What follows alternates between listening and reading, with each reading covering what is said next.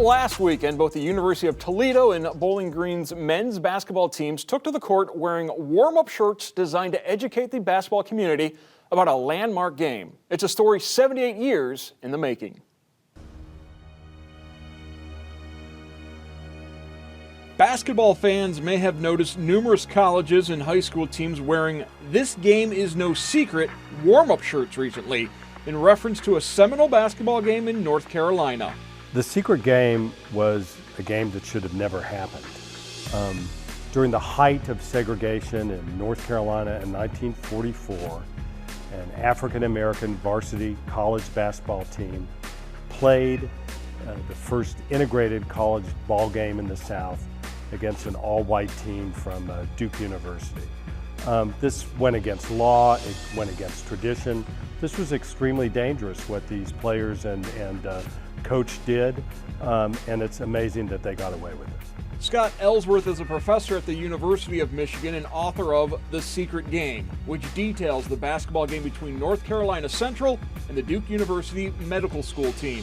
They held the game on a Sunday morning on purpose because everyone, including the all-white members of Durham's police department, Durham, North Carolina's police department, were in church at the time. But if the police had shown up, there could have been an incident, people could have been shot, people certainly would have been arrested. Chances are people would have also lost their jobs. So this was a great chance they were taking to play a game of basketball. Hall of Famer John McClendon was the North Carolina Central head coach. After learning directly from basketball's inventor James Naismith, McClendon, in an era of set shots and half-court offensive sets, introduced a style that even today would look modern. John McClendon is the lost giant of basketball. There's no question about it. In the pantheon of the 3 or 4 most important figures in the history of the game, John McClendon is right there. He's the first one to find the modern game, this intense fast break, this full court pressure defense. He's the one who really brings, very high pace, intensive conditioning to basketball. He's ahead of everyone by about 30 years. And it's because he coached at small African-American colleges in an era when black colleges couldn't play in the NCAA tournament, couldn't play in the NIT. So very few people saw what he was doing, but those who did knew that he had hit upon something incredible. He was way ahead of his time. But more importantly, McClendon was somebody who believed in human dignity. He had no problems in terms of crossing the race line, and he took a great chance, but it had to be him, no question. McClendon's pioneering didn't stop in North Carolina. He is the first African-American to coach a predominantly white professional team, as well as at a white university. Among the players on the Eagles, Henry Big Dog Thomas, who played football at the University of Toledo and was to play basketball for the Rockets as well before being drafted by the Navy. Big Dog was an astonishing player, an amazing player, but Big Dog had grown up in Farrell, Pennsylvania. He had gone to an integrated school, and he was used to playing against whites. And so when many of his teammates were very nervous about playing the secret game, it was nothing new for Big Dog. But he was a terrific player at Toledo as well, too.